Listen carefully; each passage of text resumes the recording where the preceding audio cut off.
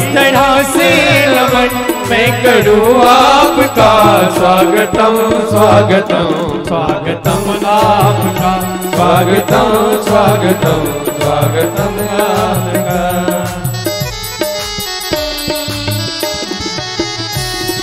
बोले जगद्गुरु शंकराचार्य भगवान की जय हो।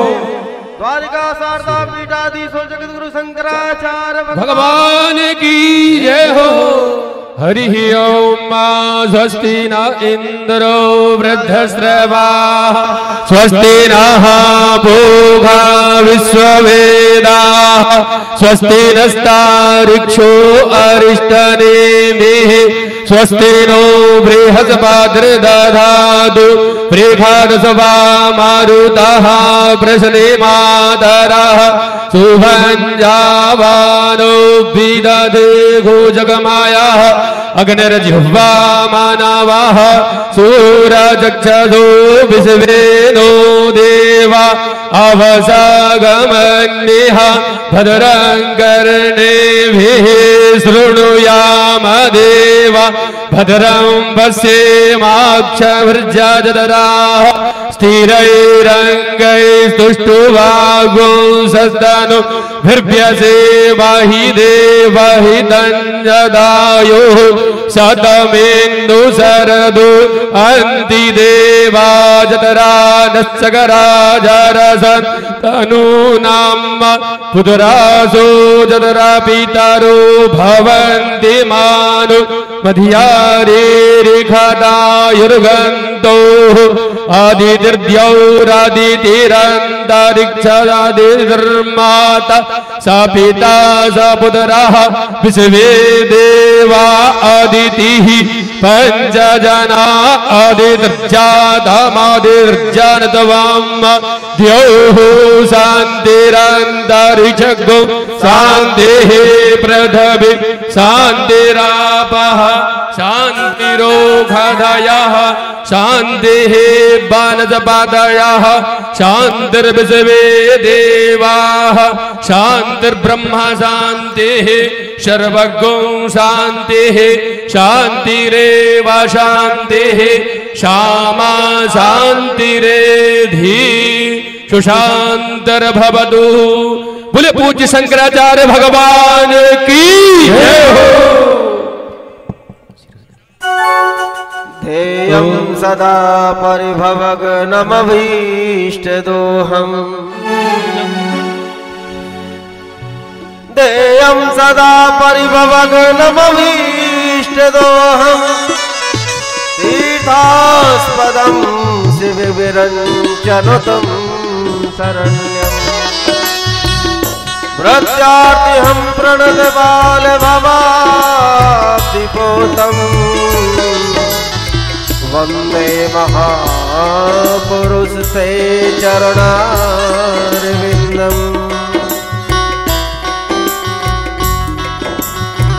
स्वागतम गुरुवर।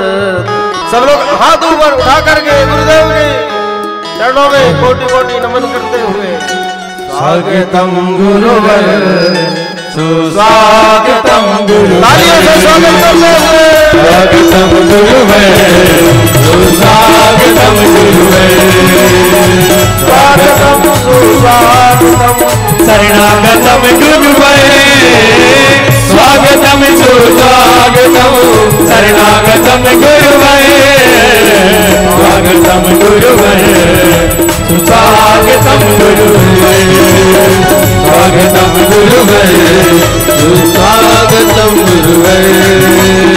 गुरु ब्रह्मा गुरु विष्णु गुरु देवो महेश्वर गुरु साक्षात् परब्रह्म तस्मै श्री गुरुवे नमः। स्वागतम गुरुवर स्वागतम गुरुवर शंकराचार्य भगवान की शंकराचार्य भगवान की जय हो।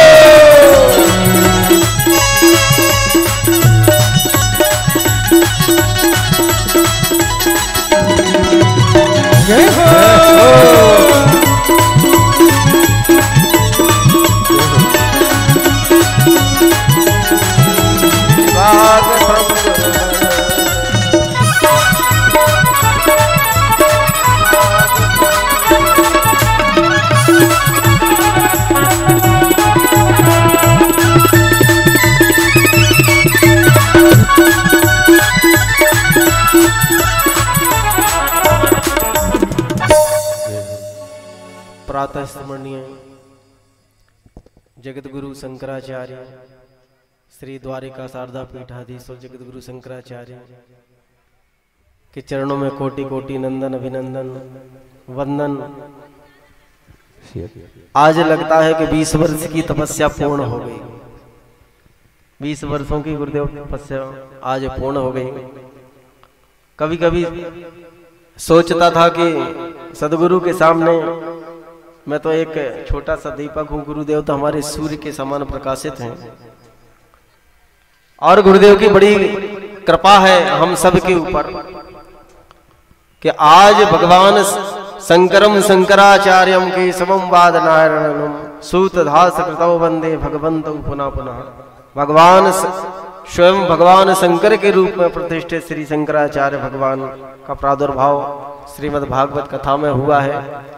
ये बड़े गौरव की बात है और हमारे जो यजमान है ओम शंकर जी, इनको भी बड़ी गौरव की बात है कि भगवान की कृपा आखिर में सदगुरु ने कर ही दी।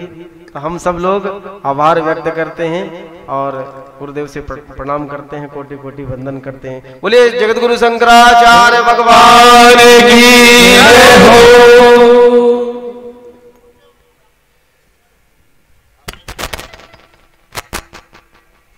हरि ओम श्री पुरंदमां देवजनाः पुरंदु मनसा दियाः पुरंदु विश्वाभूतानि जातवेदाः पुनीहि मां हस्तौ प्रक्षाल्याः त्राचम्याः ओं केशवाय नमः ओं नारायणाय नमः ओं माधवाय नमः हस्तौ प्रक्षाल्याः ऋषिकेशाय नमः।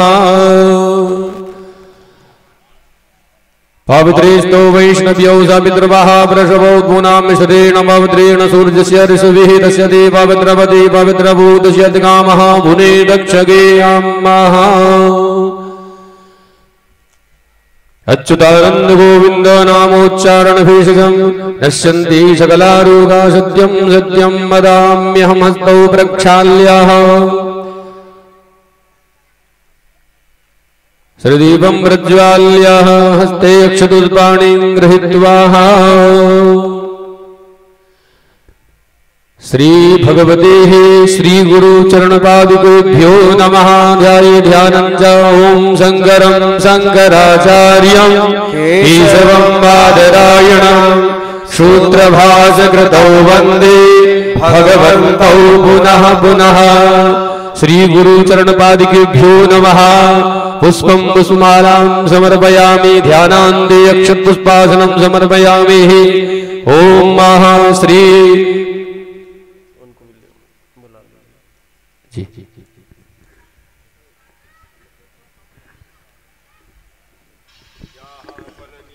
अफला अभुक्पाजस्वगुणिः बृहस्पति प्रसूदास्तानो मुञ्चन्तु गुंहसः। श्री ध्यानान्ते अक्षतपुष्पासनं समर्पयामि आत्मनियं जलं समर्पयामि। पाद्योः पाद्यं हस्तयोः अर्घ्यं मुखे आत्मनियं सर्वाङ्गेषु स्नान्यं जलं समर्पयामि।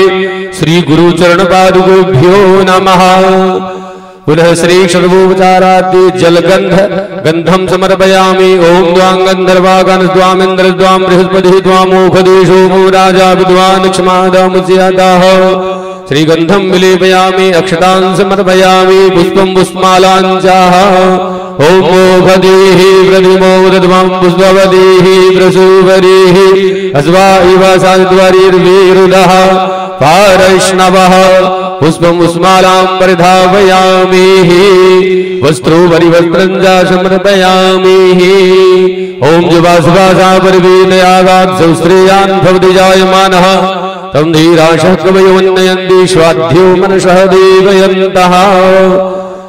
श्री गुरु चरण पादुकेभ्यो नमः। वस्त्रोपरिवस्त्रान्तेः पुष्पं पुष्पमालां च सम्पूजयामि नमस्करोमि। अज्ञानतिमिरान्धस्य ज्ञानाञ्जनशलाकया जाओ बोले जगत गुरु शंकराचार्य भगवान की जय हो। श्री नैवेद्यं निवेदयामि श्री गुरु चरण पादुकेभ्यो नमः। धूपं दीपं च दर्शयामि हस्तो प्रक्षाल्य नैवेद्यं निवेदयामि। हतश्री आरार्धिक्यं महाज्वालामालिन्यै नमः।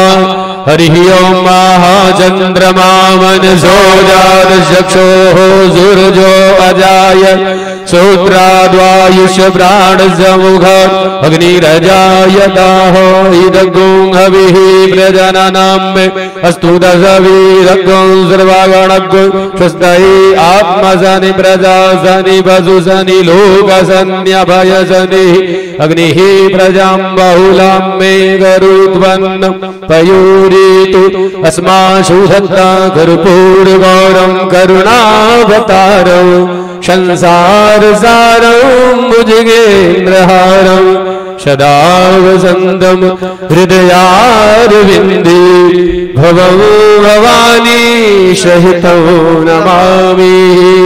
ओम जले शीतलीकरणं आराध्यं समर्पयामि।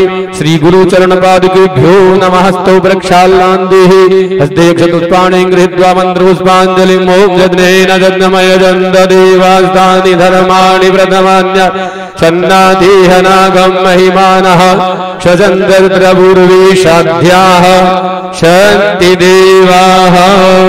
हरिः ओम एकदन्ताय विद्महे वक्रतुण्डाय धीमहि तन्नो दन्तिः प्रचोदयात्। हरिः ओम गणाम्बिकायै च विद्महे सर्वसिद्ध्यै च धीमहि तन्नो श्रीगौरी प्रचोदयात्। हरिः ओम तत्पुरुषाय विद्महे महादेवाय धीमहि तन्नो रुद्रः प्रचोदयात्। नाना सुगंधि पुष्पाणि यथा कालोद्भवानि च पुष्पाञ्जलिर्मया दत्त गृहाण परमेश्वरः। मंत्र पुष्पाञ्जलिं समर्पयामि। श्री गुरु चरण पादुकेभ्यो नमः। बोले पूज्य शंकराचार्य भगवान की जय हो। द्वारिका शारदा पीठाधीश्वर जगद्गुरु शंकराचार्य भगवान की जय हो। बड़े सौभाग्यशाली हैं जो भगवान शंकर के रूप में ही प्रतिष्ठित भगवान श्री शंकराचार्य जी हमारे आए हैं। हम सब भक्तों का कल्पांत तक जो हमने सत्कर्म किए थे आज वो उदय हो गए हैं और भाग्योदय हो गए हैं, तभी तो हम लोगों को दर्शन मिले हैं। साधारण दर्शन तो हो ही नहीं सकते सबको। ये तो भगवान की बड़ी अनुकंपा है और भगवान श्री शंकराचार्य जी की कृपा है कि हमको आज उनका दर्शन करने का सौभाग्य प्राप्त हुआ है। तो आइए और महाराज श्री के मुखारबिंद से हम सब लोगों के लिए एक आशीष वचन के रूप में उद्बोधन। बोले सद्गुरु शंकराचार्य भगवान की जय।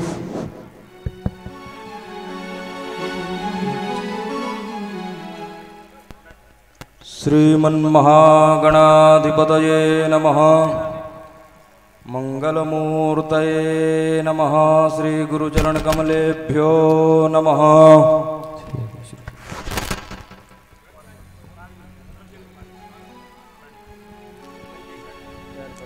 पूज्य गुरुदेव भगवान की जय।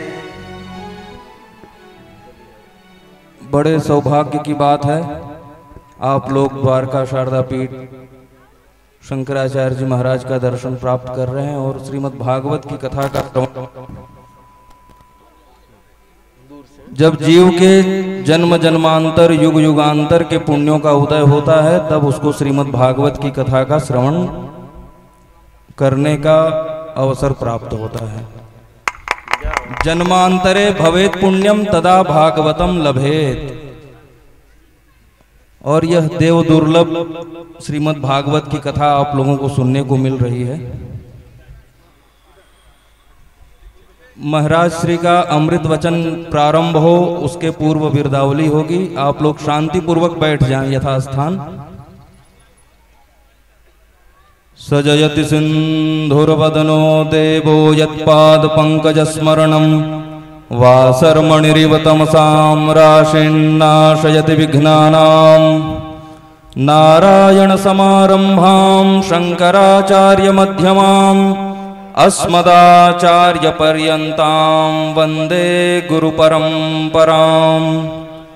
श्रीमत्परमहंस परिव्राजकाचार्यवर्याः पदवाक्य प्रमाण पारावार पारीणाः यम नियमासन प्राणायाम प्रत्याहार धारणा ध्यान समाध्यष्टांग योगानुष्ठान निष्ठाः तपश्चर्याचरण चक्रवर्तिनः अनादि गुरु परंपरा प्राप्त वैदिक धर्म प्रचारण परायणाः सकल दर्शन समन्वित वेद वेदांत सिद्धांत प्रतिपादकाचार्याः निगमागम सार हृदयाः सर्वतंत्र स्वतंत्राः वर्णाश्रम सदाचार शिक्षकाः विश्व कल्याण मानसाः अखंड भूमंडलाचार्याः अनंत श्री विभूषित जगद्गुरु श्रीमदाद्य शंकराचार्य भगवत्पाद स्थापित मर्यादा पोषण परायणाः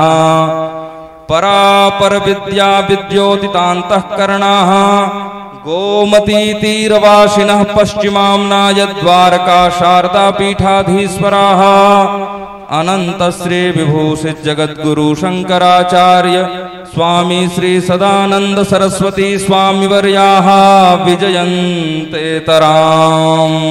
धर्म की अधर्म का प्राणियों में विश्व का गोहत्या गौ माता की पूज्यपाद जगद्गुरु शंकराचार्य भगवान की हर हर महादेव।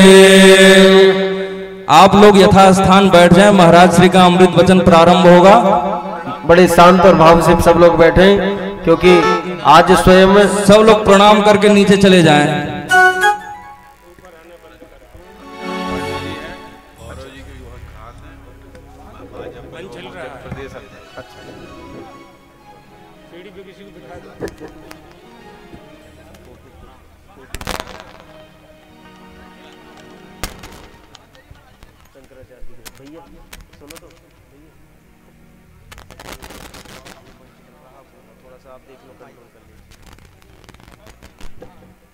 भावना हो, विश्व का कल्याण हो, गौ माता की जय हो, जगत गुरु शंकराचार्य भगवान की जय हो, पीठद्वयाधीश्वर जगत गुरु शंकराचार्य ब्रह्मलीन सद्गुरुदेव भगवान की जय हो। हर हर महादेव।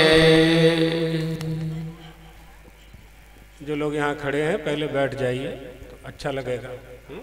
सभी लोग बैठ जाएं या बैठ जाइए।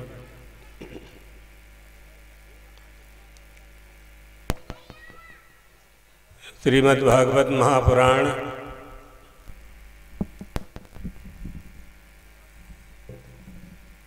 व्यासपीठ पर विराजमान शास्त्री जी, हमारे बड़े गुरु भाई ब्रह्मचारी सुबुद्धानंद जी महाराज, संत वृंद, देवियों, सज्जनों, बहुत ही परम पवित्र अवसर पर सब यहाँ एकत्रित हुए हैं। श्रीमद् भागवत महापुराण का आयोजन अर्थात श्रीमद् भागवत के माध्यम से सत्संग का सप्तदिवसीय यह कार्यक्रम मनुष्य के जीवन के बेक्षण अत्यंत दुर्लभ होते हैं जब उसे भगवान की कथा श्रवण करने का अवसर प्राप्त होता है, और वह अवसर भी श्रीमद् भागवत के माध्यम से प्राप्त हो जाए, समझ लो हमारा जीवन ही धन्य हो गया। श्रीमद् भागवत वह कथा है जो प्राणी मात्र की व्यथा को दूर कर दिया करती है। कथा श्रवण मात्र से हमारे सारे दुख दूर हो जाते हैं। जितने भी पुराण हैं, जितना भी धर्म शास्त्र है, सनातन धर्म, हिंदू धर्म, जिन पुराणों से कथाओं से ओतप्रोत है, उसमें श्रीमद् भागवत को श्रेष्ठ कहा गया है। भाति सर्वेषु वेदेषु गतिर्यस्य दुरत्तया वरिष्ठ सर्वशास्त्रेषु तत्वं परम योगिनां भाति इति प्रकाशयति। सर्वेषु वेदेषु, समस्त वेदों में, हमारी भारतीय संस्कृति के प्रधान ग्रंथ वेद हैं, उन वेदों में प्रकाशित होने वाली श्रीमद् भागवत की कथा है। अर्थात यह कथा वेदों से प्राप्त हुई है। निगम कल्प तरोर गलितम फलम। निगम माने वेद, वेद रूपी कल्प वृक्ष का ये पका हुआ फल है श्रीमद् भागवत की कथा।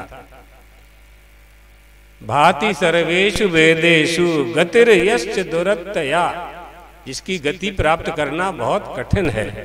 गति ज्ञान को भी कहते हैं। ज्ञान प्रदान करने वाली श्रीमद् भागवत की कथा समस्त शास्त्रों में वरिष्ठ है, वरिष्ठ सर्वशास्त्रेषु। और जो योगी जन हैं, विद्वान हैं, ज्ञानी हैं, महापुरुष हैं,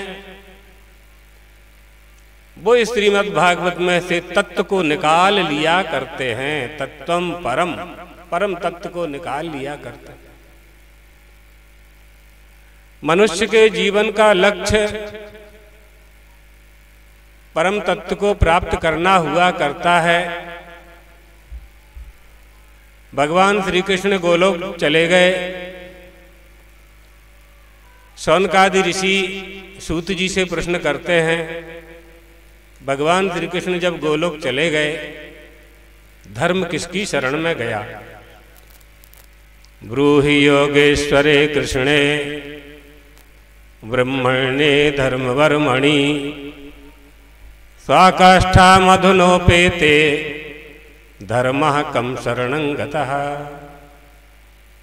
बताइए गुरुदेव, धर्म किसकी शरण में जाता है? परमात्मा श्री कृष्ण द्वारका से सोमनाथ गए, प्रभास पाटन गए और वहां से गोलोक चले गए। उसके बाद धर्म किसकी शरण में गया? सुखदेव जी महाराज, आपने सुनी होगी कथा। सुखदेव जी महाराज राजा परीक्षित को कथा श्रवण करा रहे हैं। उसी कथा में यह प्रसंग आता है कि राजा परीक्षित राज्य का शासन जब करने लगे थे, इस पृथ्वी पर कलियुग ने प्रवेश कर लिया था। कली ने वेश बदल करके, राजा का वेश धारण करके गो और वृषभ दोनों को दंडित करना प्रारंभ किया था। और उसी समय राजा परीक्षित ने उनका निग्रह किया था। अर्थात निग्रह करना क्या है? धर्म की रक्षा करना। धर्म की रक्षा किसने की? राजा परीक्षित ने की। धर्म की रक्षा आप करेंगे कि धर्म आपकी रक्षा करेगा? तो धर्म आपकी रक्षा करेगा। धर्म कब आपकी रक्षा करेगा? जब धर्म का आप पालन करेंगे। तो धर्मः कम शरणं गतः। धर्म किसकी शरण में होता है? धर्म किसका आश्रय लेता है? धर्म किसके साथ रहता है? जो धर्म का पालन करते हैं। यही बात समझने की है। कथाएं तो बहुत हैं, तत्व की बात जाननी चाहिए। श्रीमद् भागवत ऐसी कथा है जिसमें सब कुछ है।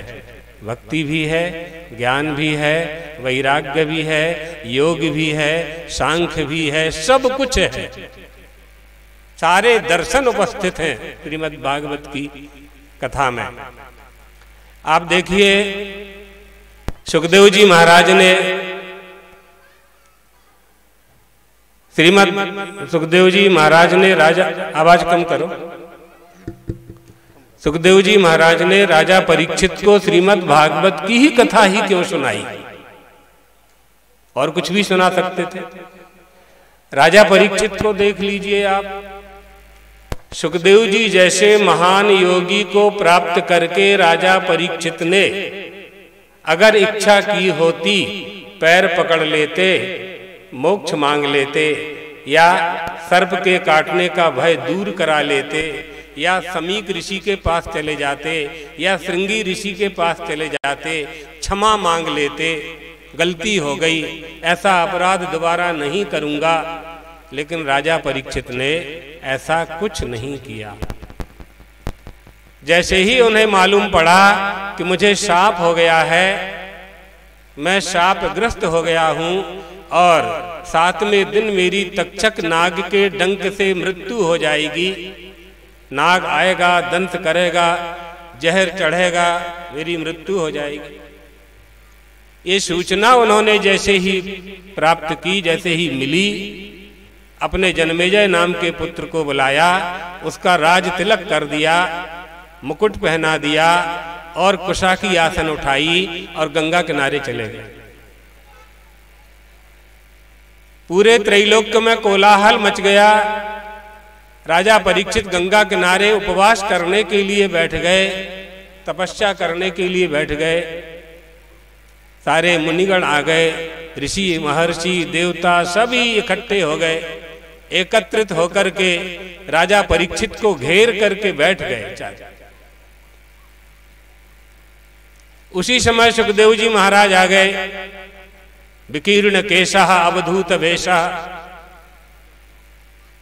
16 वर्षीय शरीर उनका, अवधूत का वेश, देदीप्यमान सूर्य के जैसे चमक रहे थे। राजा परीक्षित तो पहचानते नहीं थे, महर्षि जानते थे। महर्षियों ने उठकर के राजा परीक्षित सुखदेव जी महाराज का स्वागत किया, ऊंची आसन पर बैठाया, उन्हें पाद्य अर्घ्य से उनकी पूजा करी और राजा परीक्षित हाथ जोड़कर उनके सामने बैठ गए। पूछने लगे, गुरुदेव मेरे ऊपर दया करने के लिए आप पधारे हैं, मेरी मृत्यु होने वाली है, 7वें दिन मेरी मृत्यु हो जाएगी, मैं मारा जाऊंगा। गुरुदेव बताइए मरते समय मनुष्य को क्या करना चाहिए? क्या बात पूछी आप देखिए। कोई ऋषि मिल जाए, कोई महात्मा मिल जाए, कोई महर्षि मिल जाए, श्रेष्ठ गुरु मिल जाए, अंतर्यामी संत मिल जाए, तो हम उससे क्या मांगे? क्या मांगना चाहिए हमें? यही हम बता रहे थे कि परीक्षित चाहते तो वहां अमर होने का वरदान मांग लेते, लेकिन परीक्षित ने ऐसा नहीं मांगा। राजा परीक्षित ने कहा, गुरुदेव बताइए मृत्यु प्राप्त व्यक्ति को क्या करना चाहिए? अतः पृच्छामि संसिद्धिम योगिनां परमं गुरुम पुरुषस्येह यत्कार्यं म्रियमाणस्य सर्वदा। बताइए गुरुदेव, मुझे शाप हो गया है ऋषि का, तक्षक नाग के जहर से मेरी मृत्यु हो जाएगी, 7 दिन है मेरे पास बस। यहीं से तो कथा प्रारंभ होती है भागवत की। भागवत तो राजा परीक्षित और सुखदेव जी को सुनाने के पहले से ही थी। सप्ताह की विधि यहीं से प्रारंभ होती है, 7 दिन की कथा तो परमपिता परमेश्वर ने यह ऋषियों को पहले ही सुना दी थी। उसमें एक नारद ऋषि भी थे। नारद ऋषि ने यह कथा वेद व्यास जी को सुनाई, व्यास जी ने अपने पुत्र सुखदेव को सुनाई, सुखदेव ने राजा परीक्षित को सुनाई। और जब राजा परीक्षित को यह कथा सुनाई जा रही थी, उस समय सूत जी वहां बैठे हुए थे। सूत जी ने नैमिषारण्य में यही कथा सौनकादि ऋषियों को सुनाई। तो राजा परीक्षित ने पूछा कि गुरुदेव मृत्यु प्राप्त व्यक्ति को क्या करना चाहिए? सुखदेव जी महाराज ने कहा, राजन तुम्हारे पास 7 दिन हैं, मनुष्य तो 2 क्षण में ही अपना कल्याण कर सकता है। राजा खटवांग ने अपना उद्धार 2 मुहूर्त में कर लिया था, 2 क्षण में ही कर लिया। अयोध्या के नरेश थे राजा खटवांग, बड़े प्रतापी राजा थे। देवताओं की सहायता करने के लिए स्वर्ग गए हुए थे। देवताओं और दैत्यों का युद्ध हो रहा था। देवताओं का पक्ष लेकर के खटवांग राजा ने युद्ध किया। देवताओं को विजय प्राप्त दिला दी। देवता प्रसन्न हुए, कहा वरदान मांगो। खटवांग राजा ने कहा कि पहले ये बताइए कि मेरा जीवन कितनी देर का है, कितने दिन का जीवन है। देवताओं ने कहा 2 ही क्षण हैं, 2 ही क्षण हैं बस। तो राजा ने कहा कि मुझे तुरंत मृत्युलोक में भेजिए, मैं 2 क्षण में ही मृत्युलोक में अपना उद्धार कर लूंगा। क्षणमपि सज्जन संगति रेखा भवति वारणवतरणई नौका। 2 क्षण में ही मुझे कोई साधु मिल जाएगा मृत्युलोक में, उसका सत्संग करके, भजन करके, श्री राम का भजन करके, श्री कृष्ण का भजन करके मैं संसार सागर से पार हो जाऊंगा। तुम्हारे पास तो राजन 7 दिन है। तुमने जो यह पूछा कि मरते समय मनुष्य को क्या करना चाहिए, हम तुम्हें श्रीमद् भागवत की ऐसी कथा श्रवण कराएंगे कि पूरे जीवन भर मनुष्य को क्या करना चाहिए वो उपदेश हम आपको सुनाएंगे। और राजा परीक्षित ने वही उपदेश श्रीमद् भागवत की कथा के माध्यम से राजा परीक्षित को सुखदेव जी महाराज ने वही कथा श्रीमद् भागवत के माध्यम से सुनाई, जो कथा उनके पिताजी वेदव्यास जी ने सुखदेव जी को सुनाई थी। सुखदेव जी माँ के गर्भ से बाहर नहीं आ रहे थे, 16 साल का गर्भ हो गया था। कहते थे कि बाहर आऊंगा तो माया मुझे घेर लेगी, मैं प्रपंच में नहीं पड़ना चाहता हूं। व्यास जी की पत्नी और व्यास जी ने बहुत प्रार्थना की कि बेटा बाहर आओ। सुखदेव जी ने कहा यदि महादेव आकर के मुझे दीक्षा दें और ये वचन दें कि संसार की माया मुझे प्रभावित नहीं करेगी तो मैं बाहर आता हूं। व्यास जी महाराज महादेव जी से प्रार्थना करते हैं, महादेव आते हैं, मंत्र देते हैं, गर्भ से निकलते हैं और जैसे ही निकलते हैं और वैसे ही चल देते हैं जंगल की तरफ। प्रसूति का ग्रह से जंगल की ओर चल देते हैं। यम प्रव्रजंत मनुपेत मपेत कृत्यम द्वैपायनो विरह कातर आजुहावो पुत्रेति तन्मयतया तरवोभिनेदुः तं सर्वभूत हृदयम मुनिमानतोस्मि। रुको बेटा, रुको रुको रुको रुको, पुत्र होने के धर्म का पालन करो। हम तुम्हारे पिता हैं, हमें वह सुख प्रदान करो जो पुत्र प्रदान करता है। अपनी माँ को वह सुख प्रदान करो जो उनका बेटा उन्हें प्रदान करता है। सुखदेव जी ने सुना ही नहीं, बढ़ते गए, हा पुत्र करते गए। वृक्षों ने देखा, वृक्षों ने उत्तर दिया वो पुत्र नहीं है, आप पुत्र हो। पुत्र माने अबोध, अल्पज्ञ। चले गए। व्यास जी थक करके वापस लौट आए। सुखदेव जी महाराज जंगल में तपस्या करने लगे। वहां व्यास जी के ब्रह्मचारी लोग निवास करते थे, श्रीमद् भागवत का पारायण किया करते थे। एक दिन स्नान के लिए सुखदेव जी महाराज कहीं से कहीं जा रहे थे और उन्होंने एक वृक्ष में से एक श्लोक सुना श्रीमद् भागवत का। बरहा पीडम नटवर वपुः कर्णयोग कर्णिकारम बिभ्रदवासः कनक कपिशम वैजयंतीं च मालाम् रंध्रान् वेणोरधर सुधया पूरयन् गोपवृन्दै वृंदारण्यं स्वपदरमणं प्राविशत् गीत कीर्ति। जैसे ही यह श्लोक सुना सुखदेव जी ने तुरंत उस वृक्ष के पास आ गए। वहां ब्रह्मचारी लोग खड़े हुए थे। पूछा यह श्लोक तुम्हें कहां से प्राप्त हुआ? उन्होंने बताया आपके पिताजी ऐसे ऐसे 18,000 श्लोक जानते हैं, मुझे अपने पिताजी के पास ले चलो। ले गए ब्रह्मचारी लोग, देखा तो व्यास जी थे सामने।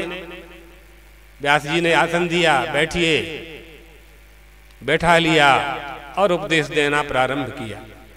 श्रीमद् भागवत का पूरा उपदेश ज्ञानामृत उड़ेल दिया उन्होंने। सुखदेव जी महाराज राजा जनक की सभा में आए। राजा जनक की सभा में उन्होंने पूछा, को देवः, देवता कौन है? राजा जनक ने कहा, यो मनस साक्षी, जो मन का साक्षी। मन का साक्षी कौन है? राजा जनक बोले, तत्त्वमसि, तत्त्वम असि। तत् यानी ईश्वर, तुम यानी जीव, असि माने हो, तुम वही हो जिसे खोज रहे हो। वहीं से सुखदेव जी वापस आ गए। वहां से वापस आ रहे थे, नारद जी जा रहे थे। नारद जी ने सुखदेव जी से कहा, राजा परीक्षित को साफ हो गया है, चल करके कथा सुनाइए। सुखदेव जी ने कहा, हम क्यों प्रपंच में पड़े? ये सापा सापी तो होती रहती है। संसार में जो आता है वो जाता है, जिसका जन्म होता है उसकी मृत्यु होती है। नारद जी ने कहा कि आप महात्मा हैं, आपके पास कमंडलू है, कमंडलू में जल है, कोई प्यासा घूम रहा है, आपसे पानी मांगेगा तो आप पानी पिलाओगे कि नहीं पिलाओगे?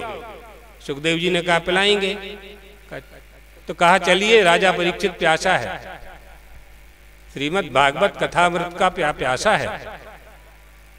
तो सुखदेव जी महाराज नारद जी के साथ, नारद जी के बताए अनुसार मार्ग में चल करके जहां उपवास कर रहे थे गंगा किनारे, राजा परीक्षित वहां आ जाते हैं और सारे श्रीमद् भागवत का ज्ञान राजा परीक्षित को दे देते हैं। 7 दिन में पूरी कथा श्रवण करा देते हैं और फिर पूछते हैं कि राजन, अब ये बताओ कि तुम मरोगे कि नहीं, तुम्हारी मृत्यु होगी कि नहीं होगी? तो परीक्षित कहते हैं, नहीं महाराज, अब हम नहीं मरेंगे, अब हमारी मृत्यु नहीं होगी। तो क्या ऋषि का शाप झूठा हो जाएगा? तो परीक्षित बोले, ना, ऋषि का शाप भी झूठा नहीं होगा। तक्षक नाग आएगा कि नहीं आएगा? आएगा। काटेगा? काटेगा। जहर चढ़ेगा? बोले जहर भी चढ़ेगा। फिर मरोगे नहीं? बोले ना, हम नहीं मरेंगे, हम नहीं मरेंगे। भगवत तक्षका दिव्यो मृत्युभ्यो न विभिन्न हम। आपने ये जो श्रीमद् भागवत की कथा श्रवण करा दी है, इसका जो अमृत पान करा दिया है, अब जहर नहीं चढ़ेगा। मरेगा कौन? अभिमन्यु उत्तरा का पुत्र, पांच भौतिक देह को धारण करने वाला राजा परीक्षित नाम का राजा मरेगा, मैं नहीं मरूंगा। तुम कौन हो? कहा, मैं साक्षी हूं, मैं परीक्षित का साक्षी हूं, मैं श्रृंगी ऋषि का साक्षी हूं, समीक का साक्षी हूं, नाग का साक्षी हूं, जहर का साक्षी हूं। मेरी मृत्यु नहीं होगी। अन्नमय कोश, प्राणमय कोश, मनोमय कोश, आनंदमय कोश, विज्ञानमय कोश, इन 5 कोशों को धारण करने वाली यह जो देह है, क्षिति जल पावक गगन समीर से युक्त यह जो शरीर है, ये मरेगा, मैं नहीं मरने वाला। ये श्रीमद् भागवत की कथा। ऐसी कथा के श्रवण से मनुष्य जीवन मुक्त हो जाता है। जीवन रहते हुए भी जीवन से मुक्त हो जाना, देह रहते हुए भी देह धर्मों से मुक्त हो जाना, इसी का नाम विदेह है। श्रीमद् भागवत की कथा में यह क्षमता है।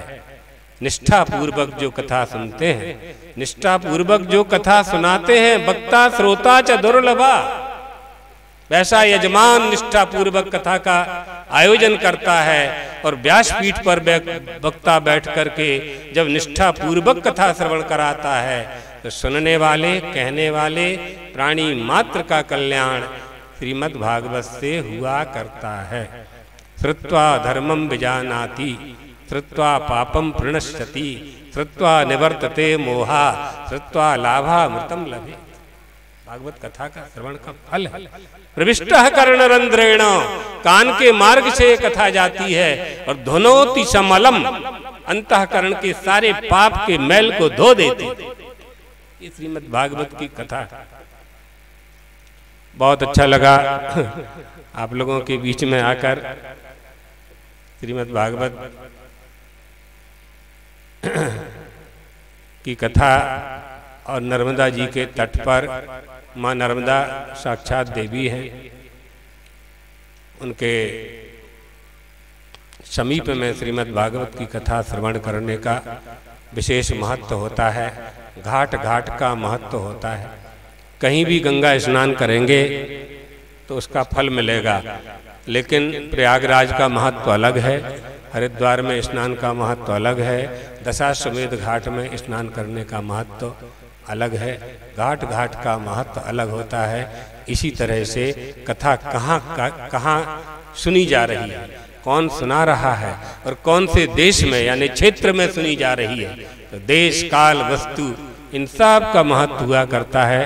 हमारी भारतीय संस्कृति, हिंदू संस्कृति जो जिन अवतारों का हम दर्शन नहीं कर पाते हैं, कथा श्रवण से उनका अंतःकरण में साक्षात्कार करते हैं। ये हमारा हिंदू धर्म है, ये सनातन धर्म है। ये सनातन धर्म हमें जहाँ से प्राप्त हुआ है उसका नाम वेद है, और वेदों का जो सार है वो श्रीमद् भागवत की कथा है। भगवान चंद्रमौलीश्वर और भगवान द्वारकाधीश, यजमान परिवार और कथा व्यास और समस्त श्रोताओं को शुभ आशीर्वाद देते हुए अपनी वाणी को यहीं विश्राम देते हैं। बोलिए सतगुरुदेव भगवान की जय, श्री शंकराचार्य भगवान की जय। श्री राधे। परम सौभाग्य होता है कि जैसे गुरुदेव जी ने कहा कि माँ नर्मदा के पावन तट पर बैठे हुए हम लोग इस समय कथा, भगवान की कथा का रसपान कर रहे हैं, और उधर गंगा के पावन तट पर बैठकर के महाराज परीक्षित श्री सुखदेव जी, भगवान जो परमहंसाचार्य श्री सुखदेव जी हैं, उनको कथा भगवान की श्रवण करा रहे हैं। गुरुदेव की बड़ी कृपा हुई। ओम शंकर जी जो यजमान हैं और मैं गुरुदेव के पास में गए थे, बड़ी प्रार्थना की और उन्होंने समय निकाल करके आए। ये आज लगता है कि वर्षों की साधना आज पूर्ण हो गई। बोले तालियों से स्वागत करते हो गुरुदेव का। मेरी बड़ी इच्छा होती थी वर्षों से, 20 वर्ष हो गए कि गुरुदेव का सानिध्य प्राप्त होगा और गुरुदेव के बीच में भागवत व्यासपीठ पर बैठ करके कम से कम उनके सानिध्य में, वो तो सूर्य के समान प्रकाशित हैं, मैं तो एक दीपक भी नहीं हूँ, सूर्य के समान प्रकाशित हैं। पर आज गुरुदेव की बड़ी अनुकंपा हुई कि इस दास को, इस भक्त के मनोरथ को पूर्ण करने के लिए आप कथा में पधारे हैं। तो ऐसा सौभाग्य तो जन्मांतरों के जब पुण्यों को उदय होता है तब कहीं जाकर के मिलता है। और गुरुदेव को प्रणाम करते हैं, कोटि कोटि नमन करते हैं। बोले जगद्गुरु शंकराचार्य भगवान की जय। शारदा पीठाधीश्वर जगद्गुरु शंकराचार्य भगवान की जय।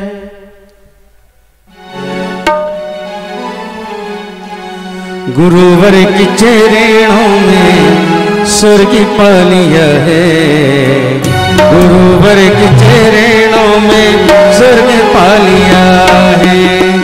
जमीन के गगन आसमान पालिया है, गुरुवर की चरणों में स्वर्ग पालिया है, गुरुवर की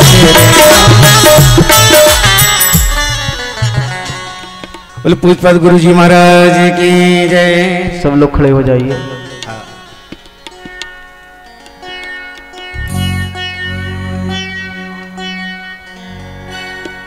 थोड़ा सामने से अलग हो जाइए, सामने से हटिए थोड़ा। जय हो।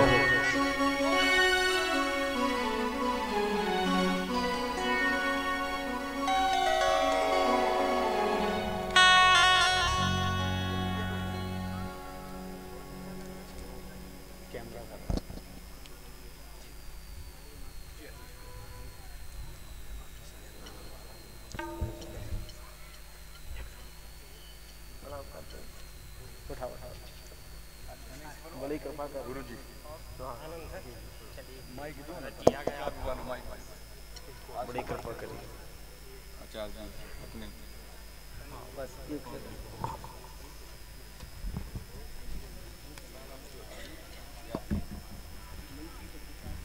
जी चलिए प्रणाम करता हूँ।